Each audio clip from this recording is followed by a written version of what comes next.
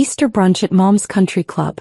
White tablecloths, mimosas catching morning light, the smell of hollandaise and old money. My sister Diane stood up, champagne glass raised, iPhone showing what looked like legitimate wire transfer confirmations. "I saved you," she announced to the table.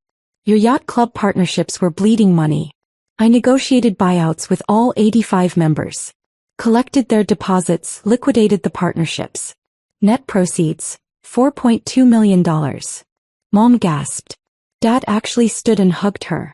My brother Marcus started calculating his share out loud. Diane slid a leather portfolio across the table.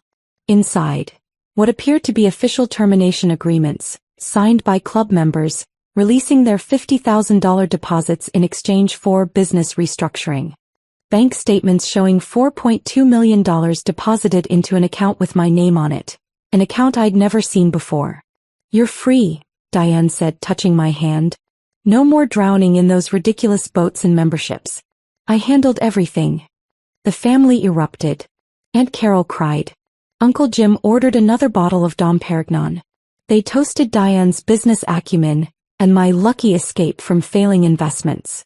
I sat there, fork halfway to my mouth, watching my sister accept praise for liquidating assets she didn't own, terminating contracts she had no authority to touch, collecting money that belonged to 85 people who had no idea they'd just been robbed. The hollandaise tasted like metal. Because here's what Diane didn't know. Those weren't failing investments. They were 3 thriving marina partnerships I'd built over 8 years. Newport Yacht Club, Harbor Springs Marina, and Lakeshore Sailing, each with 28 to 30 members paying $50,000 deposits for exclusive access to premium slips, maintained boats and concierge services. Combined annual revenue, $1.8 million. Profit margin, 34%. Member retention, 97%. I wasn't drowning. I was printing money quietly while my family assumed I was playing at boats. Diane had somehow accessed the member database, forged buyout agreements and convinced 85 people, lawyers, executives, surgeons, to wire their deposits to an account she'd created in my name. An account she controlled. The thing about yacht club members, they're not passive. They're type A personalities who read contracts, verify signatures, and call their attorneys at the first hint of irregularity. I excused myself from the table, walked to the parking lot and checked my actual business email. 47 unread messages. All from Monday morning. All from attorneys. The subject lines told the story. Unauthorized termination, Newport Yacht Club. Urgent. Fraudulent buyout agreement. Legal notice. Demand for deposit return. I opened the first one. Attorney Gerald Westmore, representing Newport member Dr. Patricia Chin. My client never agreed to terminate her membership. The signature on the attached buyout agreement is not hers. Handwriting analysis confirms forgery. My client demands immediate return of her $50,000 deposit plus legal fees.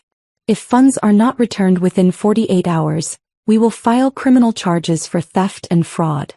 I opened 5 more emails. Same story. Forged signatures. No authorization. Demand for return of funds. The last email was from the Harbor Springs Marina Members Association attorney. Subject, class action lawsuit, 85 plaintiffs. I sat in my car, engine off, cold leather against my back, reading about how 85 yacht club members had discovered, within hours of each other, that someone claiming to represent me had forged termination agreements, stolen their deposits and disappeared $4.2 million. They'd compared notes in a group text chain. Hired a single law firm. Filed a joint lawsuit by 9 a.m. Monday. Against Diane. And against me as the supposed owner of the account where their money went. I could have driven back inside, confronted her in front of the Eggs Benedict and family applause. Could have screamed about fraud and forgery and the 85 lawyers sharpening their knives. But something shifted in that parking lot. Something cold and precise. If Diane wanted to play financial mastermind, I'd show her what actual strategy looked like. I called my attorney, Marcus Webb, who'd structured the original marina partnerships. He answered on the first ring. "I was about to call you," Marcus said. "Westmore contacted me this morning.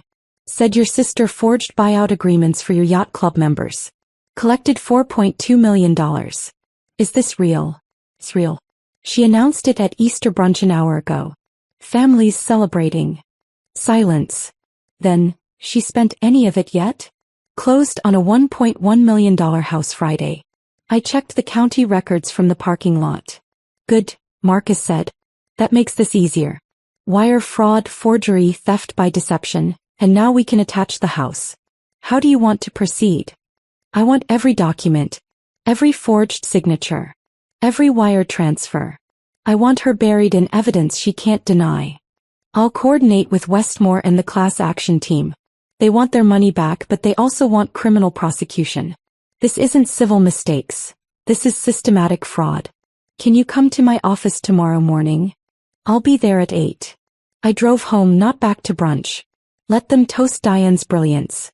Let them plan how to spend money that was already being clawed back by 85 furious millionaires. That afternoon I created a spreadsheet. Not for the marina finances. Those were pristine. For something else. I called it the Ghost Ledger. Emotional Cost Accounting, Easter 2024. Entry 1. Trust destroyed. 23 years of sisterhood. Every childhood secret shared. Every adult crisis supported. Cost. The ability to trust family at fundamental level. Never recoverable. Market value if quantifiable. Priceless, but feel it as $0 in my account now. Entry 2. Holidays poisoned. This was Easter. She chose Resurrection Sunday to announce theft. Every future holiday now contaminated with memory of her standing there, accepting praise for fraud. Cost. Peace during family gatherings permanently. Entry 3. Reputation risk. 85 members think I'm complicit until proven otherwise. My name on the forged account. My business potentially destroyed by association. Cost. 8 years of reputation building endangered by 6 days of her fraud. Entry 4. The performance. I sat through 90 minutes of brunch. Smiled. Nodded. Acted grateful while knowing 85 lawsuits were waiting. Cost. Piece of myself that believed in authentic family connection. Performance killed honesty. The ledger filled 3 pages. Line items for every text message where she'd asked about business struggles I'd never mentioned. Every time she'd offered to help organize your finances. Every moment of manufactured concern that I now understood was reconnaissance. The ghost costs, the emotional theft beyond the financial, totaled something I couldn't calculate. But writing them down made them real. Made them count.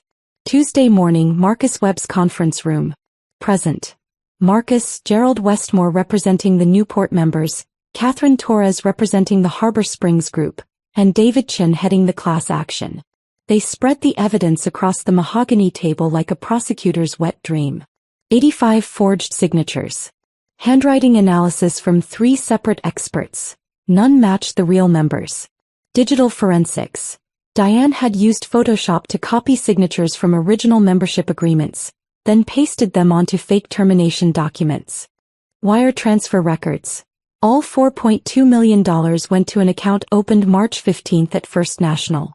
Account name, Lakeshore Holdings, James Mitchell, Administrator. My name. Her control.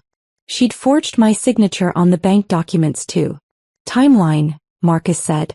She opened the account March 15th. Started contacting members March 18th with termination letters on fake letterhead. Collected deposits March 20th through April 2nd. Easter brunch April 3rd. Closed on her house April 1st, before Easter, using $1.1 million as down payment. Premeditation, Westmore said.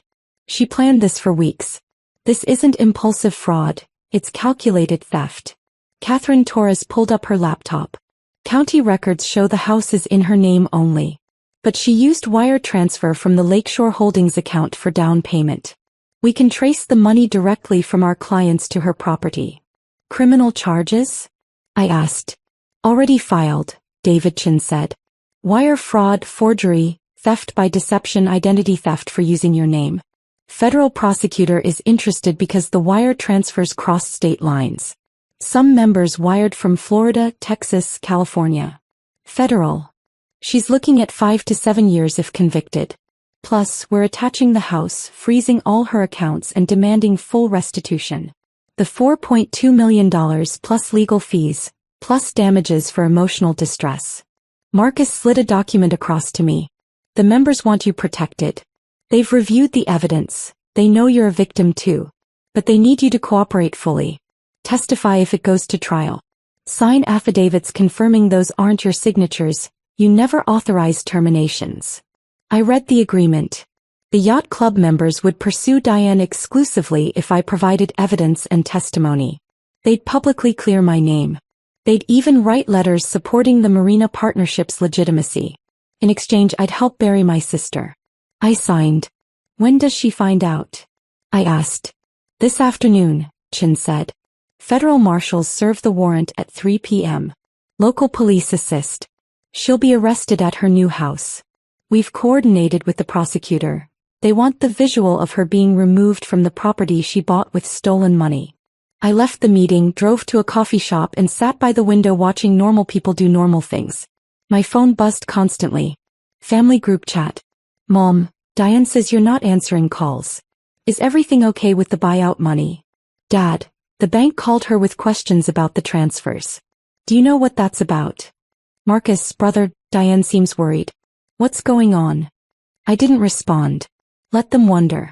Let Diane feel the walls closing in without knowing exactly when they'd crush her. At 3:47 p.m. Mom called. I answered. James, the police arrested Diane. At her house. They're saying, her voice broke. They're saying she stole money. Forged documents. That there's a lawsuit from Yacht Club people. Is this real? It's real, Mom. But she showed us the transfers. The termination agreements. She was helping you. She forged everything. The signatures, the documents, the bank account in my name. She stole $4.2 million from 85 people and bought herself a house. None of it was real. Silence. Then quietly, did you know? At Easter. I found out at Easter. Read the lawsuit emails in the parking lot while you were toasting her. And you didn't say anything? I collected evidence instead. Worked with the attorneys. Made sure every charge would stick. The federal prosecutor filed wire fraud charges this morning. Another silence. Longer. Then, she's your sister. She's a thief who used my name to steal millions. Who endangered my business. Who committed federal crimes. Biology doesn't exempt her from consequences. Mom hung up. The family fractured along predictable lines. Mom and Aunt Carol blamed me for not warning Diane before the arrest. Dad stayed silent, horrified by the evidence. Marcus, brother, demanded I drop the charges, pay back the members myself, fix this quietly. I blocked them all. The legal process moved with unusual speed. Federal prosecutors love clear evidence. 85 victims, forged signatures, documented wire transfers, and a defendant who'd immediately spent over $1 million. It was a prosecutor's dream case. Diane's attorney tried negotiating. Offered to return the house, pay restitution, accept probation. The Yacht Club members refused. They wanted prison time. Wanted the precedent that you can't steal from wealthy people and expect quiet settlements. The preliminary hearing happened in June. I testified for 40 minutes. Yes, those were my Marina partnerships. No, I never authorized terminations. No, that's not my signature on the bank documents. Yes, my sister had asked about my businesses multiple times in early March. The defense attorney tried suggesting I was complicit, that siblings don't commit fraud without cooperation. The prosecutor presented my Easter brunch timeline, showed I'd discovered the fraud the same day Diane announced it, immediately contacted attorneys, cooperated fully. The judge denied bail modification. Diane stayed in federal custody. Trial was set for September, but Diane took a plea deal in August. 7 years federal prison for wire fraud and identity theft. 5 years supervised release. Full restitution. $4.2 million plus $873,000 in legal fees and damages. The house was seized and sold at auction. Proceeds went to the victims. It covered roughly a quarter of what she owed. Her accounts were drained. The remaining $3.1 million from the original theft, plus her actual savings. She'd have to make payments for decades after release. The Yacht Club members sent a joint letter to all marina associations, yacht clubs and sailing organizations in the region. Explained the fraud, cleared my name, endorsed the partnership's legitimacy. Membership applications increased. Apparently, being the victim of elaborate yacht club theft made me seem more trustworthy by contrast. Word spread. His sister tried to rob him and 85 members. He cooperated fully to catch her. That's integrity. By October, I'd added 12 new members across the 3 marinas. Annual revenue increased to $2.1 million. The family wanted reconciliation. Mom sent cards.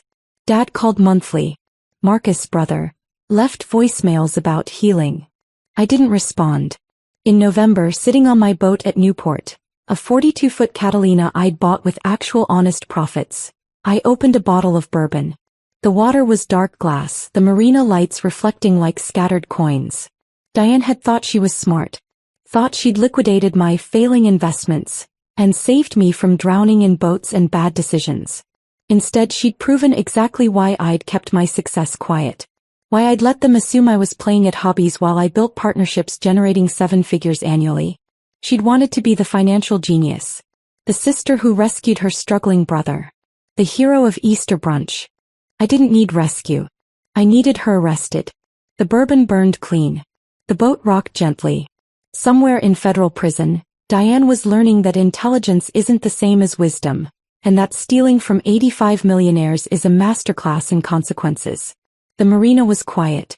My marina. My members. My profits. She tried to liquidate my world. Instead, I liquidated her freedom. There's no place for her in my future. The partnerships are expanding, looking at 2 new properties in Martha's Vineyard. The members trust me completely now, battle-tested loyalty forged through coordinated legal warfare. And I sleep perfectly at night. Because the best revenge isn't rage or satisfaction. It's watching someone destroy themselves with their own greed while you document every step, then hand the evidence to federal prosecutors with a ribbon on top. The account is closed. The balance is 0. And I am finally sailing in clear water.